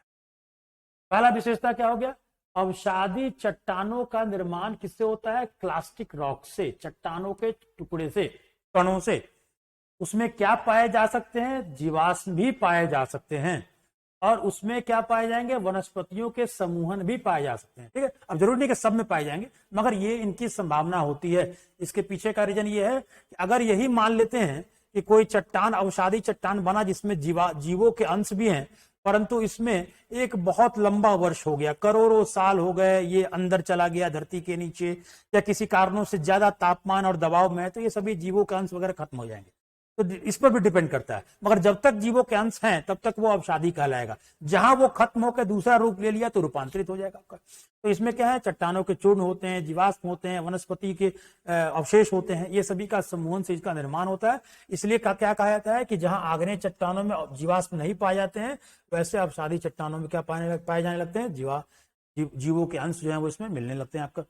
ठीक है, अब इन्हीं जीवों के अंश को हम कार्बन डेटिंग या यूरेनियम डेटिंग के माध्यम से हम पता लगा सकते हैं कि भाई ये चट्टान के अंदर जो जीवों का जो अंश है, ये जो अंश 1000 साल पहले का है। तो आप अंदाजा लगा सकते हैं कि ये चट्टानों का निर्माण उसी के बाद हुआ।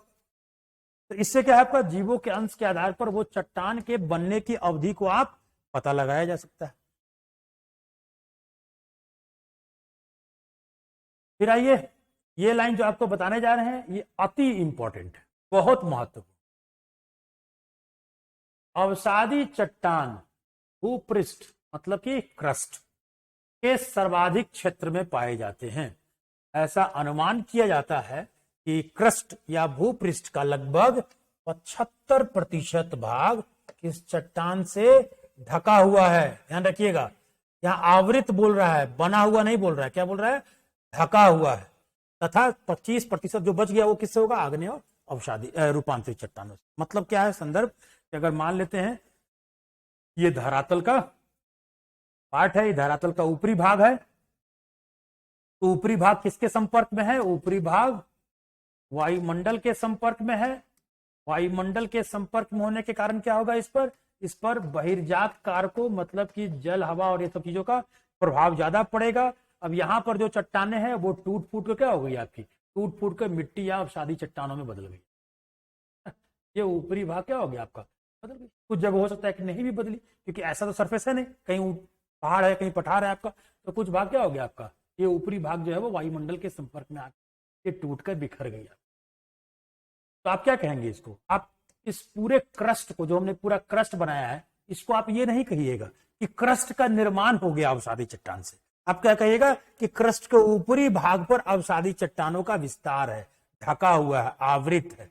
इसी संदर्भ में आपको समझना है कि 75% भाग पर जनरली धरातल के क्या है आपका, अब समुद्र की बात करें तो समुद्र भी क्या है आपको, मान लीजिए कि स्थल भाग ये समुद्र का भाग है, यहां पर भी क्या है, ऊपर में बहुत सारे मिट्टी के गाद होंगे जमा, नदी उदी से लाया गया बहुत सारा, ये जमा हो गया 500 200 300 400 500 मीटर तक ये गहराई में जमा है आपका मिट्टी। तो इसके नीचे भले ही, समुद्र के गहराई के नीचे भले ही आग्नेय रूपांतरित है, मगर उसके ऊपर क्या है आपका ढका हुआ अवसादी चट्टान। तो समुद्र में भी वही चीज क्यों ना, क्योंकि जो पृथ्वी का 75% भाग बोल रहे हैं, पृथ्वी के 71% भाग पर तो समुद्र है, तो समुद्र में भी ये बात लागू होगी आपकी, यहां भी ढका हुआ है और यहां भी ढका हुआ है। तो इसलिए आप क्या कहेंगे, इसको कहेंगे कि ये क्षैतिजीय रूप से ये ढका हुआ है। मगर अगर हम पूरे क्रस्ट के निर्माण की बात करते हैं, ध्यान से देखिएगा, अगर इस क्रस्ट के पूरे निर्माण की बात करेंगे तो लगभग 95% क्रस्ट का निर्माण या तो आग्नेय चट्टान से हुआ है या तो रूपांतरित चट्टान से हुआ है, और अवसादी चट्टानों का भूमिका मात्र 5% या उससे कम है अगर हम बनने की बात करेंगे। और ये आवृत होने की बात करेंगे, ढके होने की बात करेंगे, तब 75% किसका नाम आ जाएगा, अवसादी चट्टान का नाम आ जाएगा, और रेस्ट ऑफ द पार्ट में आपका आग्नेय और रूपांतरित आएंगे। तो ये एग्जाम में बहुत बार पूछता है, इसलिए इसको आप जरूर ध्यान रखिएगा इसमें, ठीक है। अब आइए इसके बाद, अवसादी चट्टानों में क्या पाई जाती हैं, परतें पाई जाती हैं। स्वाभाविक एक एक करके जमाव होता जाता है, कि लावा है नहीं कि परतों को गायब कर देगा, इसलिए इसमें क्या पाई जाएंगी, परत पाई जाएंगी आपकी। और जहां परत पाई जाएंगी मतलब कि क्या है, ये एक प्रकार से संधि है, एक प्रकार से जोड़ पड़ गया है आपका, और जिसके माध्यम से क्या घुस सकता है आपका, जल बड़े आसानी से घुस सकता है। और जल जब घुस गया तो कौन सा प्रभाव इस पर बहुत व्यापक पड़ेगा आपका, रासायनिक अपक्षय का प्रभाव बहुत व्यापक पड़ेगा। इसके कारण इसका क्या होगा, वियोजन होगा। तो रासायनिक अपक्षय के प्रकार हम लोग अभी यहां नहीं पढ़ेंगे, हम लोग अपक्षय में पढ़ेंगे, मगर याद रख लेना आपको, ऑक्सीडेशन, हाइड्रेशन और कार्बोनेशन, ऐसी प्रक्रियाओं से इन चट्टानों का अपरदन तेजी से होगा। मगर यहां पर बिल्कुल ये मत सोचिएगा कि भौतिक अपक्षय से नहीं टूटेगा, क्योंकि ये कमजोर है तो दोनों से टूटेगी। मगर चूंकि जल बहुत आसानी से प्रवेश करती है इसलिए, और जल बहुत तेजी से चीज को घुलाकर तोड़कर अलग कर देती है, तो इसलिए इस पर ज्यादा प्रभाव रासायनिक पड़ेगा। आग्नेय में क्या देखे थे, आग्नेय में रासायनिक अपक्षय का प्रभाव कम, भौतिक अपक्षय का ज्यादा। इसमें क्या है, रासायनिक अपक्षय का ज्यादा, भौतिक अपक्षय कम, ठीक है। ये चीजें हो गई आपकी, इन परतों से ही रिलेट करके अगर हम लोग देखेंगे तो ये चीजें निकलती है। फिर आइए हम लोग क्या देखा था कि अवसादी आग्नेय चट्टानों में बड़े बड़े रूप पाए जाते हैं, बैथोलिथ, लैकोलिथ, ऐसे बड़े बड़े रूप पाए जाते हैं आपके, इसमें आग्नेय में। मगर अवसादी चट्टानों में इतने बड़ी बड़ी चट्टानी संरचनाएं देखने को नहीं मिलती हैं, याद रखना है आपको ये चीज, एक सेगमेंट। इसके बाद आगे बढ़े तो अवसादी चट्टानें क्या हो सकती हैं, संगठित हो सकती हैं। संगठित मतलब क्या, जैसे कि बलुआ पत्थर। बलुआ पत्थर देख के आपको पता ही नहीं चलेगा कि ये कमजोर चट्टान है, ये क्या है आपका, संगठित है। इनके कणों का, इनके परतों का जमाव बहुत मजबूती से हुआ है, इसको हम लोग क्या कहेंगे, संगठित। और असंगठित भी हो सकती है, जैसे कि चीका मिट्टी, क्ले सॉइल, ये क्या है, असंगठित है, उतने बेहतर तरीके से इसका जमाव नहीं हुआ है आपका। ये दोनों रूप में हो सकती है आपकी। और ये संगठित कितनी है, ये किस पर निर्भर करेगा, गोंद पर निर्भर करेगा, मतलब कि संयोजक तत्व कैसे हैं और उसमें किस प्रकार के खनिज, इन सब पर निर्भर करेगा, ये ध्यान रखना है आपको।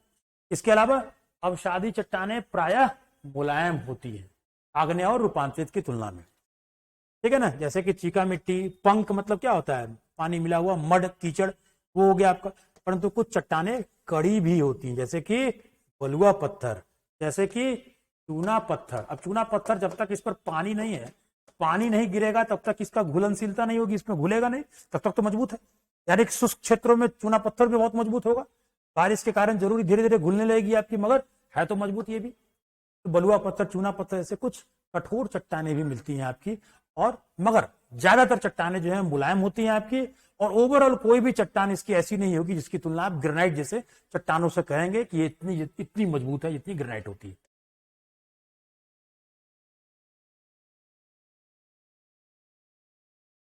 और लास्ट लाइन वही है जो हम लोग पहले भी देखे, ये भेद और प्रवेश होती है, क्योंकि परत होते हैं, संधियां होती हैं, जोड़ होती है, और उसमें से पानी निकलकर प्रवेश कर जाता है, जैसे बालुआ पत्थर।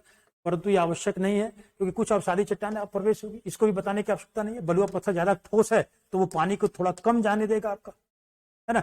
चीका मिट्टी के संदर्भ में क्या है, चाहिए बात ध्यान रखिएगा, यहाँ ये चीज थोड़ा सा आपको अलग दिखेगा। चीका मिट्टी क्या होता है, चीका मिट्टी जैसे कि नदी अपने साथ में जलोढ़ मिट्टी को लेकर आती है, नदियों के द्वारा क्या होता है आपका, जलोढ़ मिट्टी आती है। जैसे कि देखिए उत्तराखंड से गंगा चली, उत्तराखंड से गंगा चली, यूपी पहुंची, बिहार पहुंची, बंगाल पहुंची। अब यहां से जो नदी में जो अवसाद है उसमें कण थोड़े बड़े होंगे।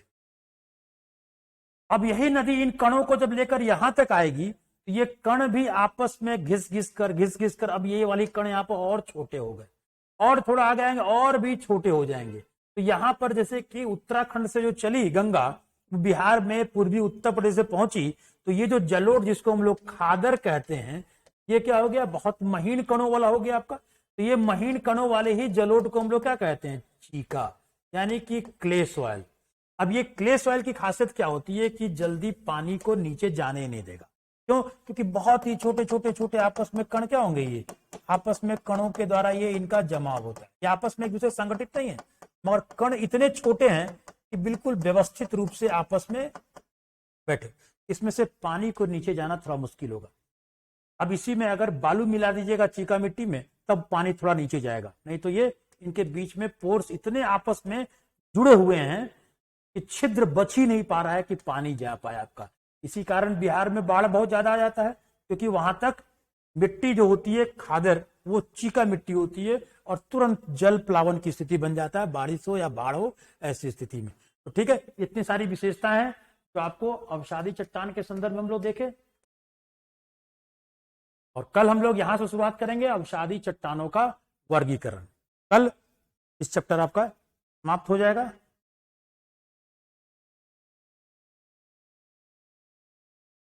कोई प्रश्न हो तो आप मुझसे पूछ सकते हैं।